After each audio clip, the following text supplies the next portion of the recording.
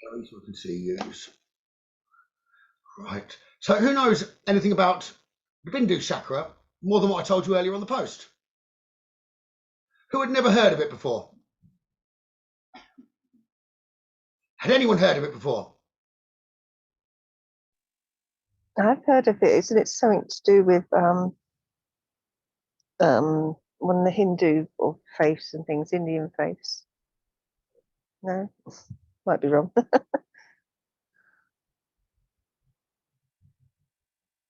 In what do you mean?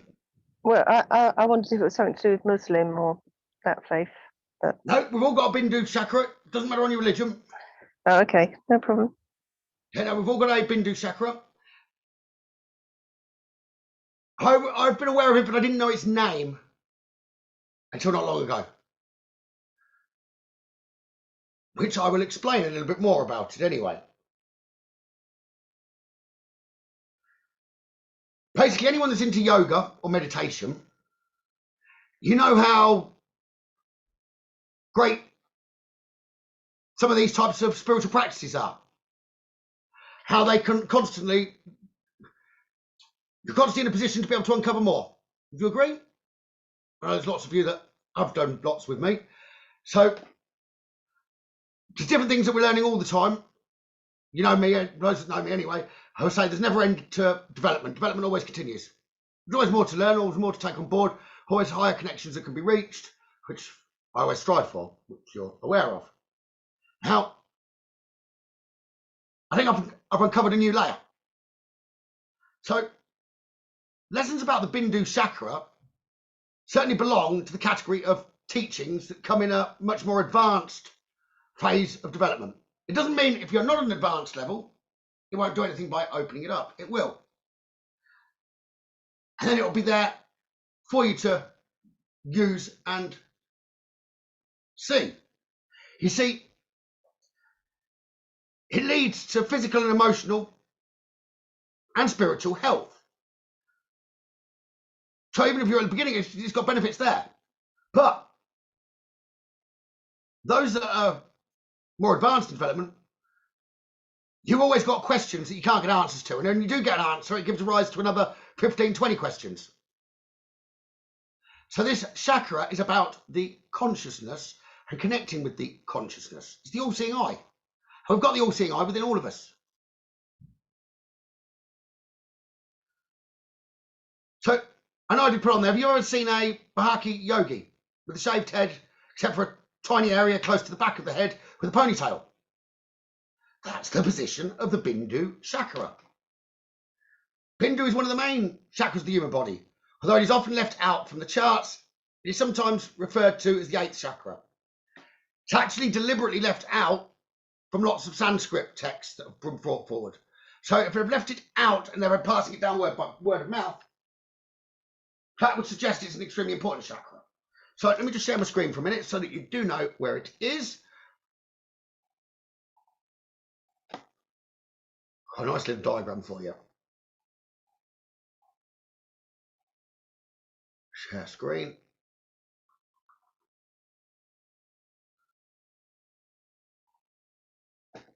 Let's zoom in a bit more. So, the Bindu Chakra is just there.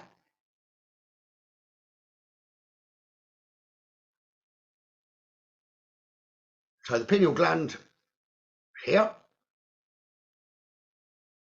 and it's this area of brain here. Okay, the centre. If you wanted to feel the back of your head, where your skull comes down, you've got a little ridge. A little ridge above where your ultimate major would be, which is the back of your neck. Put on your skull, on your head. And one other thing that's actually got a sign, most people have got one bit of hair on their head that goes in an opposite direction to the rest. It'll be on that point. Okay? So even our hair tries to point us towards it. And even I hadn't noticed it till recently. I'd noticed the hair, but not the importance. Okay? So, I just wanted to give you something extra tonight. And so, I know that it can benefit everyone. So, this mysterious energy centre is very often overlooked, and little is known about it. And I was surprised. I seemed to know an awful lot about it before I'd even done a little bit of research to try and check what I was being given was correct and what I'd understood of it. So the majority of yoga books don't even mention it. Because of this, or because of its ability to provide strength, energy, and longevity, Tantra Yoga devotes a great deal of attention to this chakra. So let's give you some points that you should know about the Bindu Chakra. So the meaning. Bindu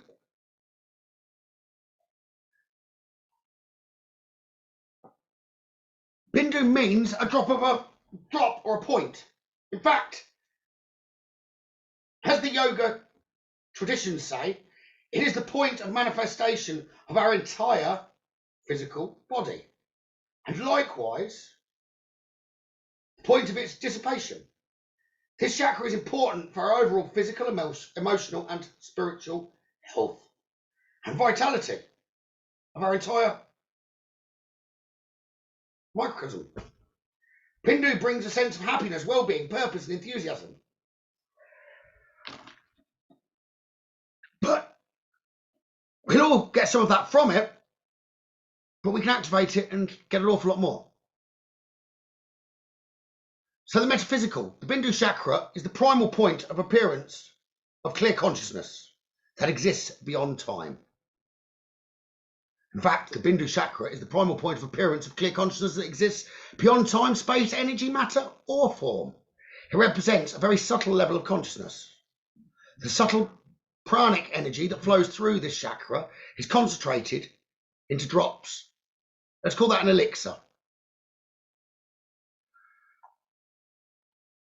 So this elixir,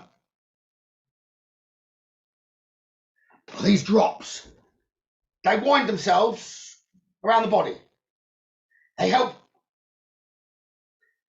carry the elixir through the channels. Sorry, I don't have an answer for that. I wasn't asking you how. I've got the answer, Alexa. Right.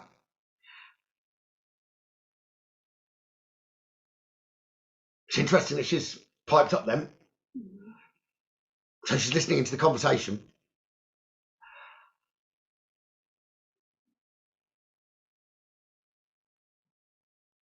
So where was I? She's thrown me now. So the subtle pranic energy flows through the chakra. It's concentrated into drops and winds. It helps carry this elixir through the channels, the nadis. I don't know that one.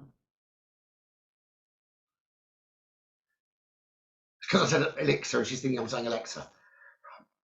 I've worked it out. But Bindu is the point where we gain true experience about the divine.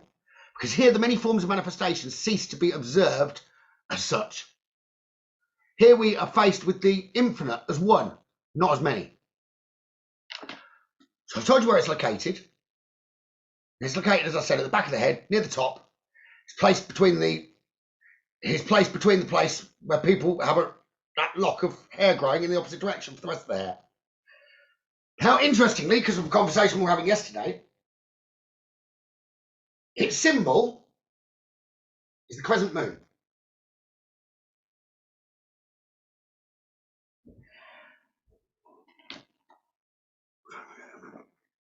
So the crescent moon is the symbol of the chakra. Because of that, yet another name of this centre is moon chakra. The energy of the moon is life-giving and sustaining. It is responsible for the growth of the planet, life on Earth. The plant life on Earth. If Bindu is fully activated, the light that shines from us then resembles the bright shine of the full moon. You're illuminated everywhere you go. So the function, the Bindu holds our life force within. It's the centre of where our life nectar, which is called the Amrita, is produced. Amrita is said to help the yogis obtain full enlightenment. From there, this nectar drops down through the third chakra, solar plex. And in the solar plex chakra, the life nectar from the Bindu Chakra is being used up for various activities of our body. In other words, the fire of Manipura. That's the solar plex. And that's by no chance. So it's responsible for burning up and gradually using the nourishing powers of the Amrita nectar.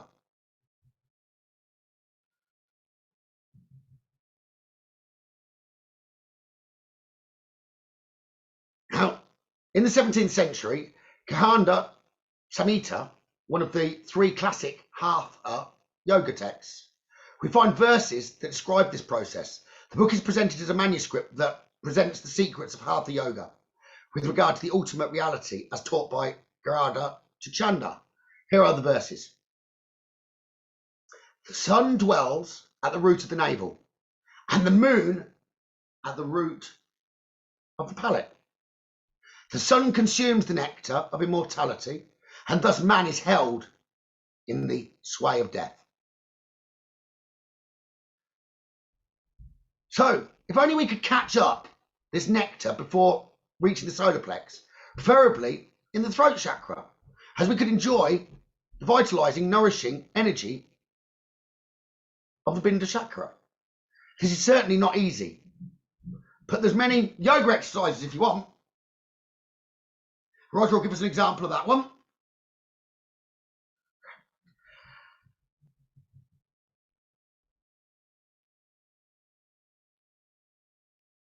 But there are certain yoga exercises that can make it become possible. Now, I haven't researched this, but apparently there's proof that some yogis were capable of living without food or water. Some reports say 16 years and some say 70 years by purely feeding off of this nectar. I've not done research into that, I just came across it. So one of the possible explanations of these astonishing achievements is the direct use of the Bindu Chakra nectar. As a result of underutilizing or dissipation of the Bindu's life force, we grow old, our skin becomes drier, rougher, slack, and more transparent. We lose bone tissue and cartilage and hair, develop age-related hearing loss, suffer from dementia, have to deal with other mental and physical problems. Now, I'm not saying I can bring all of that back if you've started to have those problems, but if you wanted to try and stop it happening anymore, then I believe I've got the way for you. So, the Bindu Chakra is connected with the pineal gland. When Bindu is awakened, the pineal gland and our third eye are fully activated too. The more active the chakra becomes, the more active the pineal gland is. The more active the pineal gland is, the more you can pick up intuitively or from other realms. Science has determined that an active pineal gland means having greater awareness, psychic and empathic powers, vivid dreams, lucid dreaming, and greater imagination and creativity. I like the way they said psychic. They haven't actually included mediumship in that list for scientific proof, but they've proved the psychic element. Someone didn't want to step out of the comfort zone. Right. But there's some practical exercises to keep the Bindu nectar. So you can take this elixir of this chakra from dissipating in the lower chakras and activate within the upper part of the chakra system. You could try massaging the area of the Bindu Chakra, albeit it's not overly effective.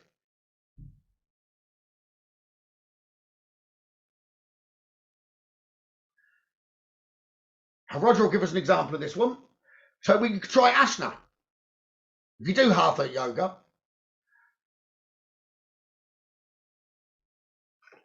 I've got to try and pronounce this word now.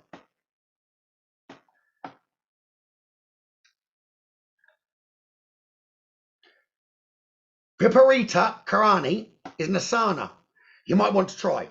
Viparita Karani is something like a half shoulder stand. It is one of the easiest inverted postures and quite simple to perform.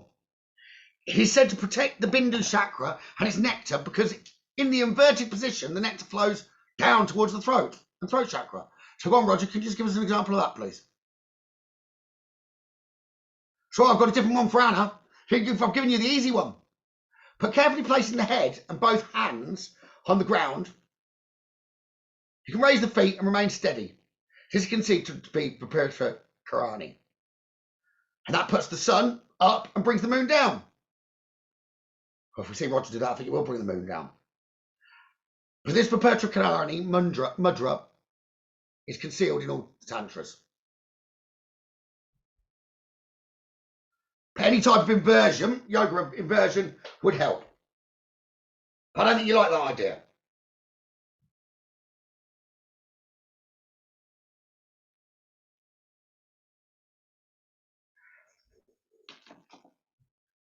So we could try breath work, which we will do, but I've got to try and show you something. See, we should be aware that whenever we exhale, unfortunately, this nectar goes down towards the lower chakras. This part cannot be prevented. So in a way, part of the Amrita is always lost during the normal process of breathing.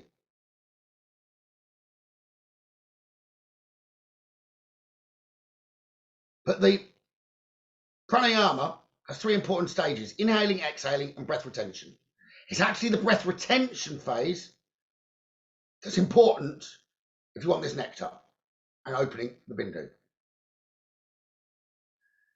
Now, those that I've taught Reiki to, what's one of the things I say before you give the Reiki? You've got to give the Reiki or the healing. You must do what with your mouth?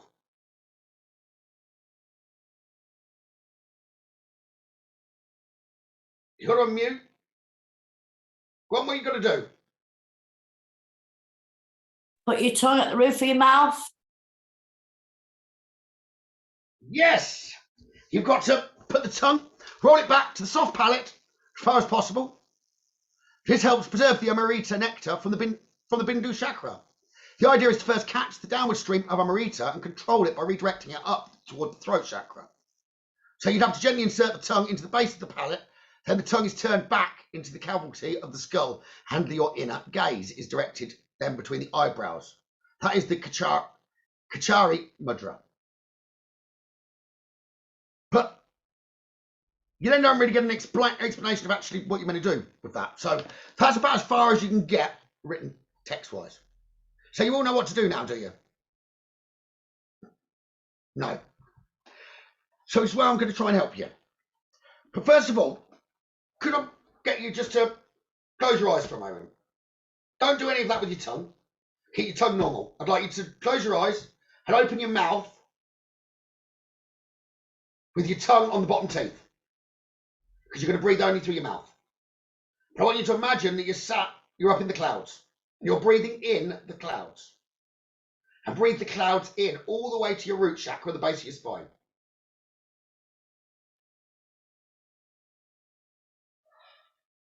Three times. It doesn't matter if you're noisy. That's good. Now, what I want you to do, if you do three more in a moment, I then want you to hold your breath in at your root chakra. I want you to envisage that you're obviously breathing this cloud in. You breathed it in all the way to your root, and it's going to now rise up your spine, and you'll feel it get up to coming up your spine.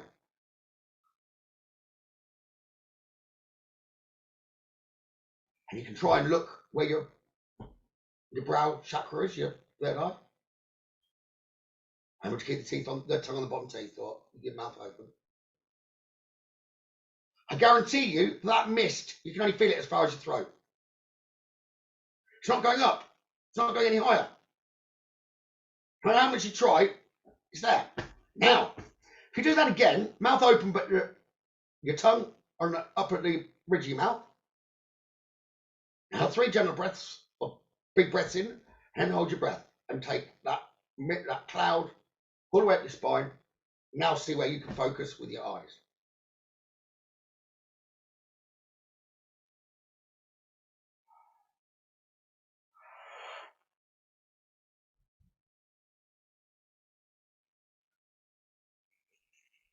right up.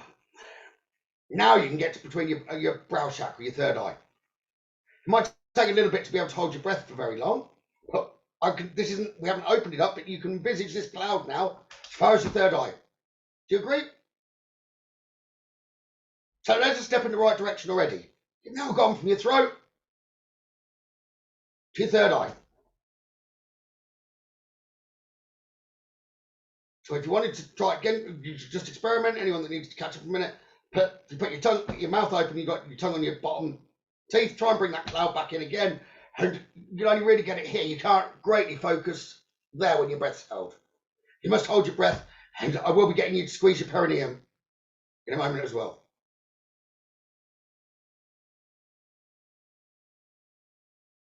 We won't be too long doing this, and I will then start with readings and messages.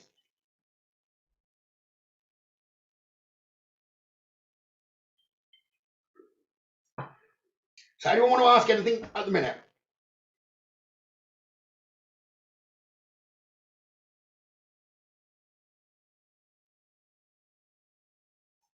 Right.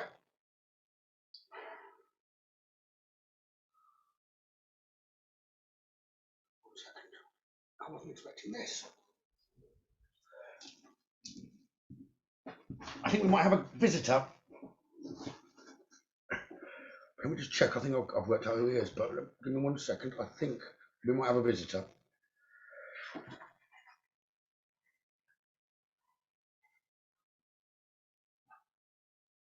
Okay, John.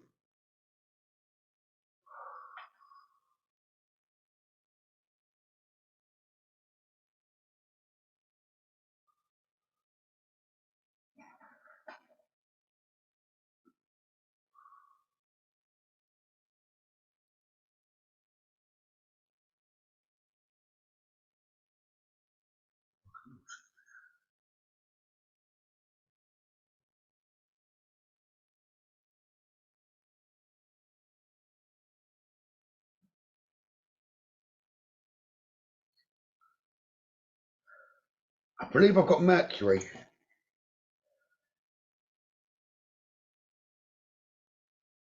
coming by me.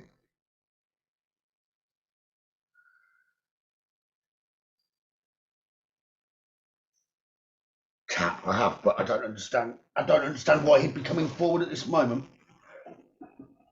Because I know Mercury's about communication.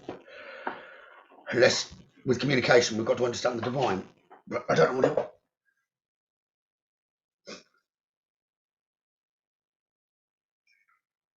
I don't know much greatly about him. Give me a second. So Mercury, what's meant to be known about Mercury? Well, getting a weight off your chest. Well, if we're breathing the air up, we might have just done that. Speaking up with love, being heard, opening communication.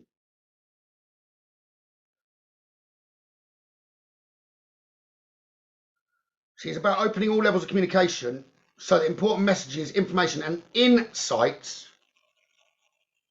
can be shared. Right, now it's making sense.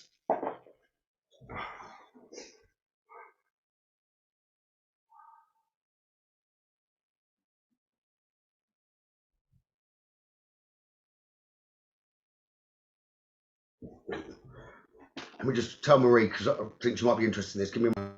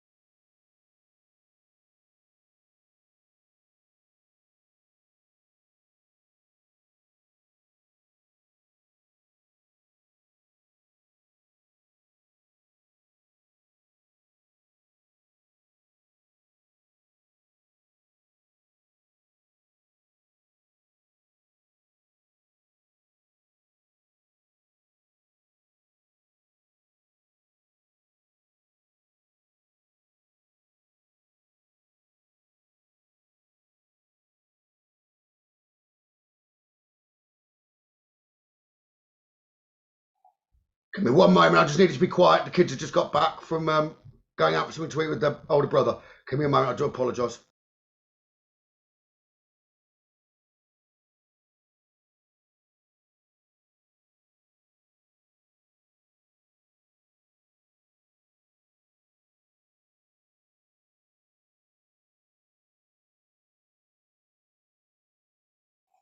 So,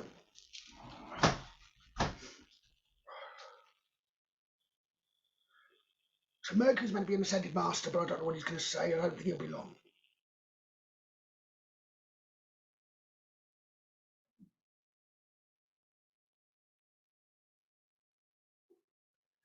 Good evening, everyone. It is Mercury here. I work alongside Commander Ashtar and Sana Kamara, you see. 3 different energies, different direction from all, but in some way, shape or form, all about communication to all. Communicating to move forward, to go in the direction you choose, one that you may be fearful of, but need to always choose, and following the heart, leading by example. Now that's Commander Ashtar for you. And as for Sana Kamara, he can bring forward secrets for you all. Ones that can be given in a seemingly communicative way, but actually have a far deeper meaning for a future day. It drops into your subconscious, so you know what to do.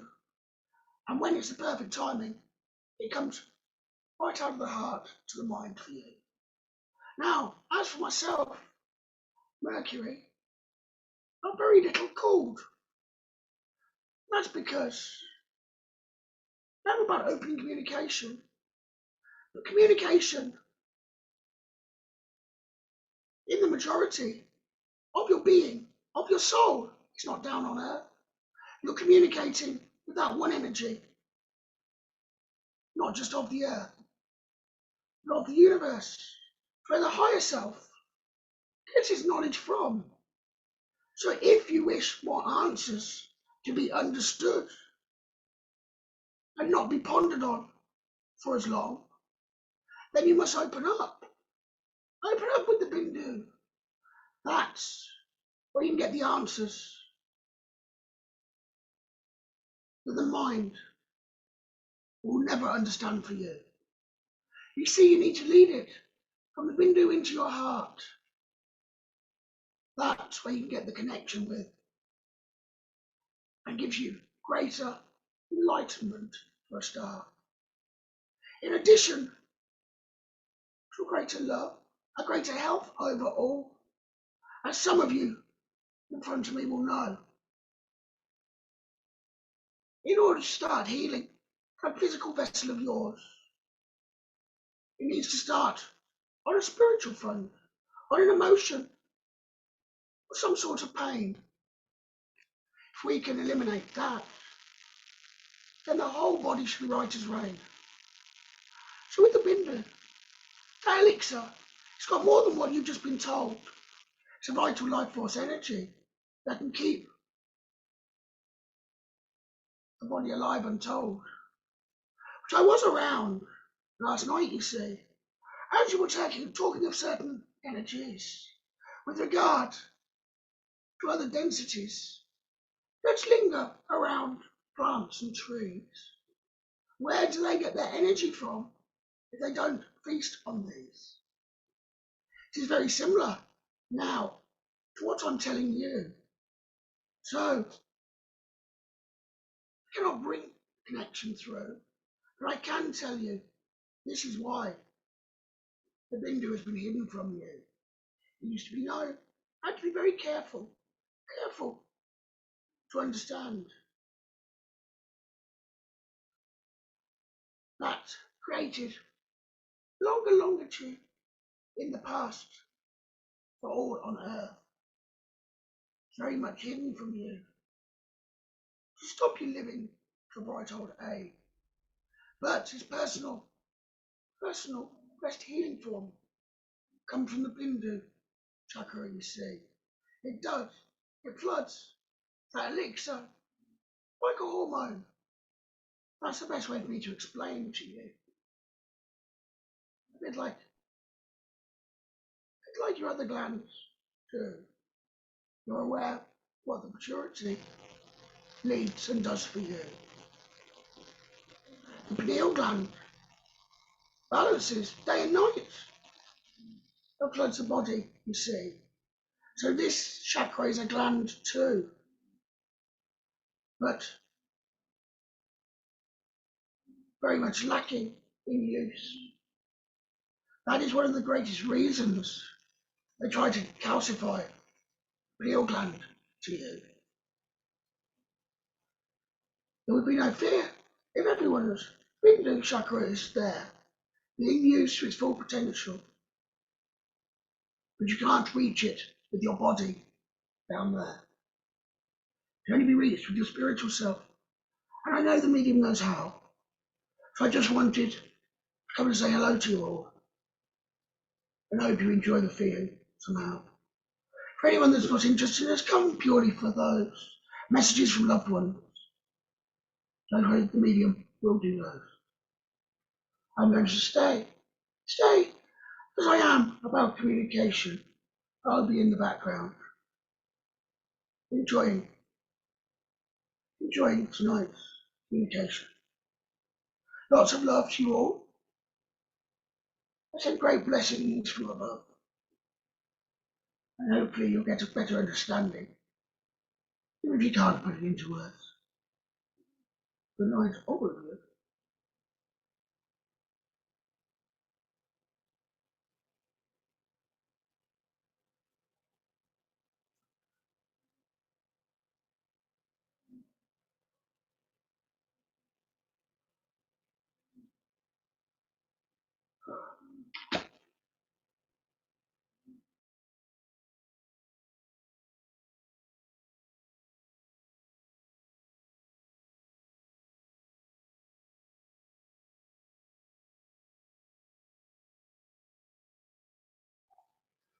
Obviously, those know, but I'm not totally aware of what he's just said there. I know his energy is quite strong, but what I'll do, without delay, so we can get towards the readings and the purpose of tonight, let's connect you so you can feel and open the chakra for you. It won't take very long, 10-15 minutes, and it'll be enjoyable.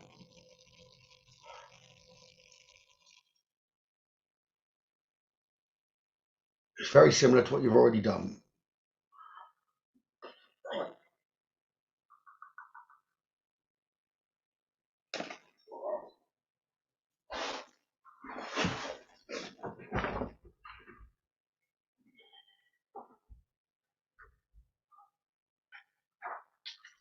I haven't written this.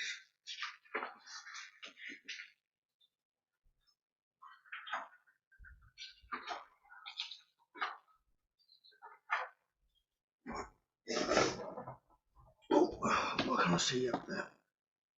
So, if you want to just relax then for a moment,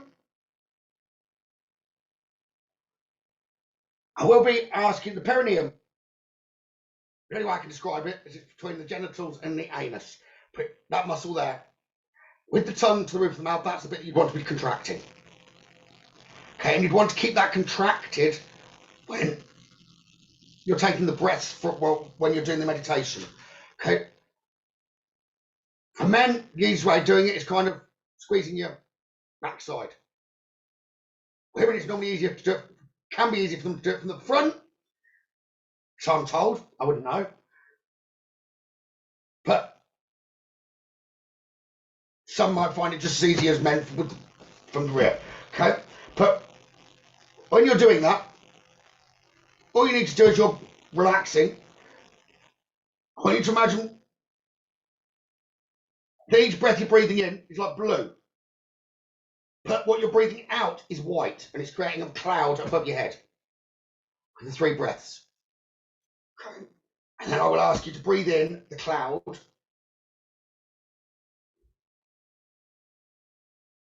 And let that move up. I am recording it, Anna, which I'll share with anyone that's on here.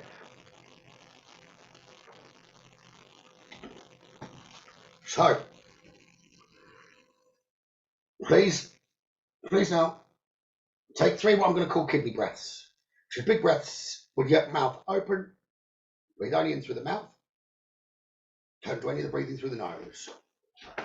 So breathe in, 3 kidney breaths. And on your 3rd breath, I want you to breathe it all the way down. It's blue, all the way down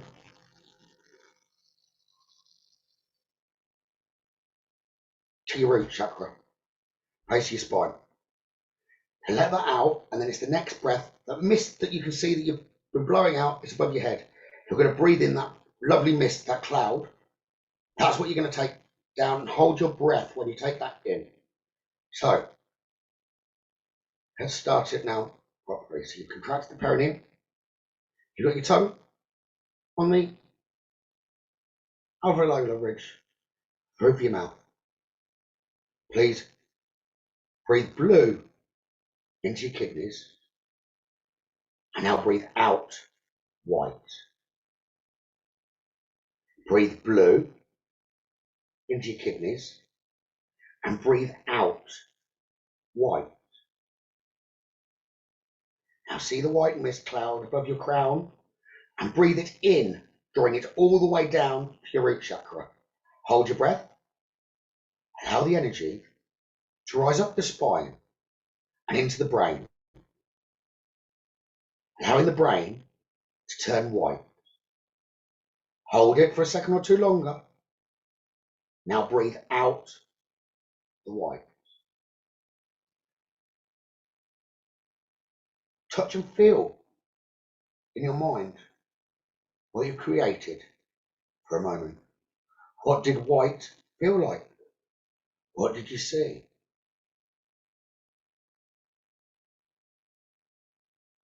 So again, see the white mist cloud above your crown. You're building it up again as you breathe. You breathe in cobalt blue, all the way down to your root chakra, and out above your head. Breathe in blue, cobalt blue, breathe out the white. So now, the 3rd, breathe in that white mist, all the way to the spine.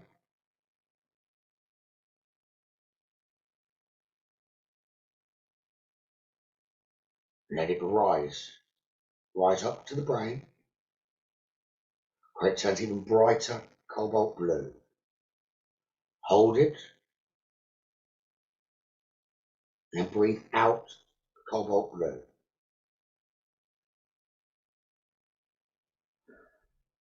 Now, see the white mist cloud above your crown. Again, breathe it in twice, all the way down to your roots. 1, 2. Now on this 3rd breath in, see that white mist cloud above your crown. Breathe it all the way down to your root chakra. Hold your breath. And now the energy dries up your spine and into the brain. Hold the white light in the brain and allow it to turn cobalt blue, then silver. Hold for a second or 2 longer. And breathe out the silver. Touch and feel what you've created. What did it feel like? What did you see? And again, go back to the breaths, breathing in the white mist cloud above your crown, down to your kidneys, in and out, in and out.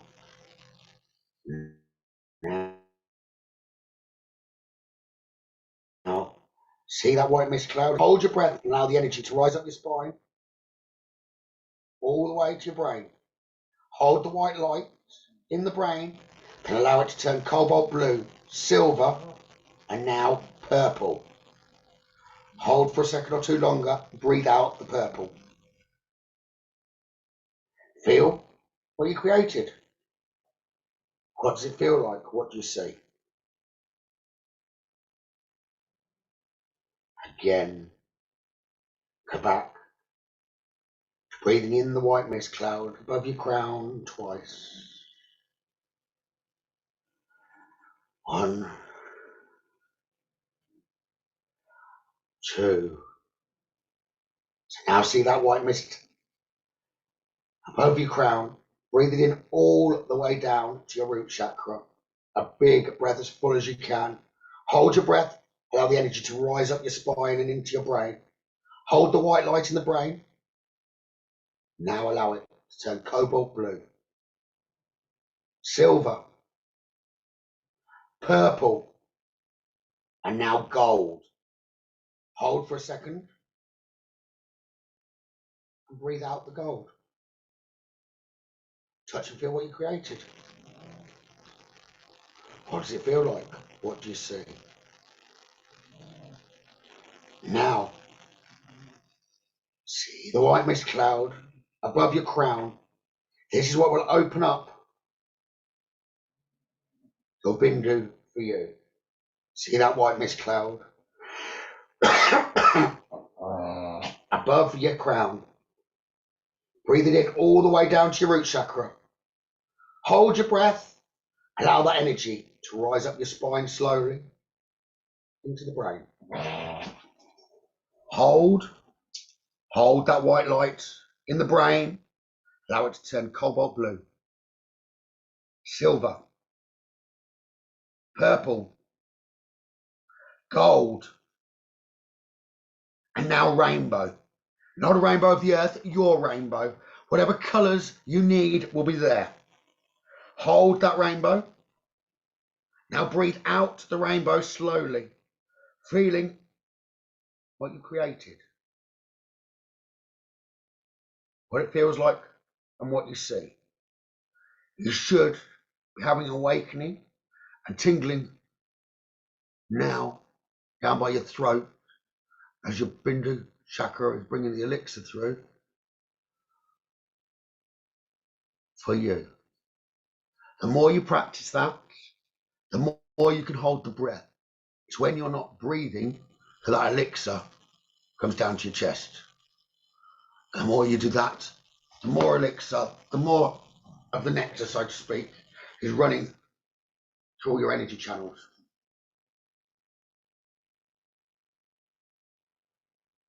Those who have had different effects, everyone, I will give you a moment with that, and then we will start. We will.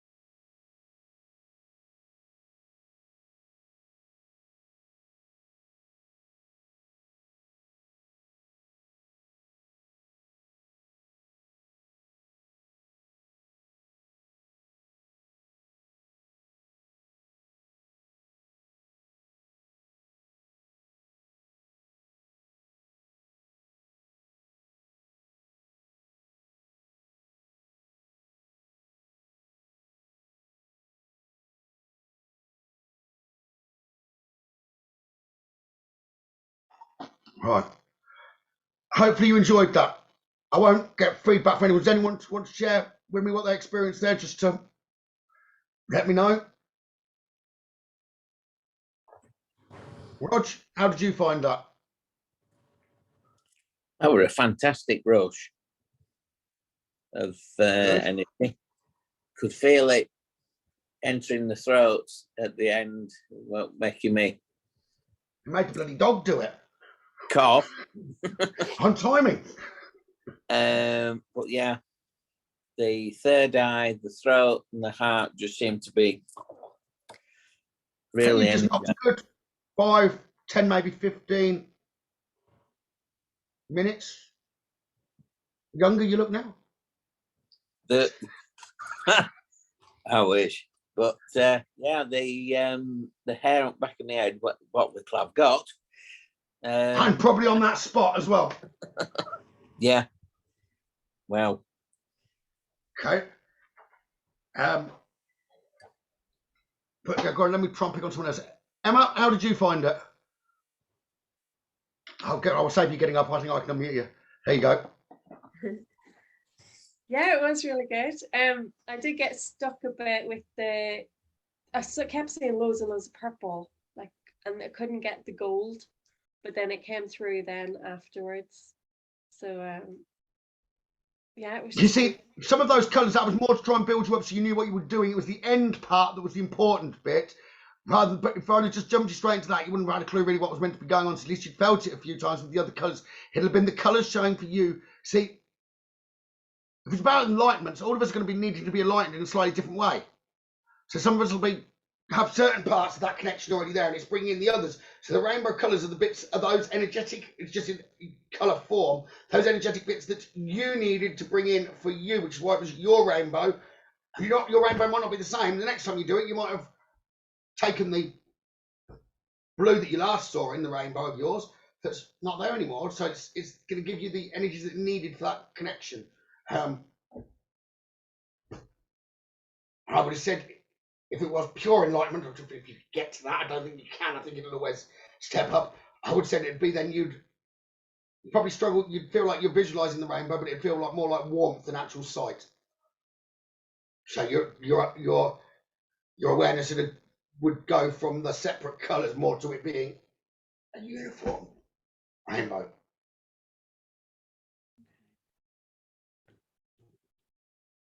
That's easier than standing on your head, I thought, anyway. Definitely. Okay. Does anyone else want to share anything? Otherwise, I'm aware that that's taken a little bit of time. I do apologise if anyone that is watching had absolutely no interest in that whatsoever.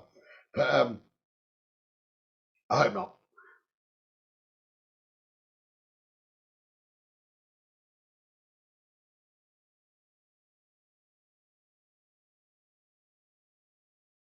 So,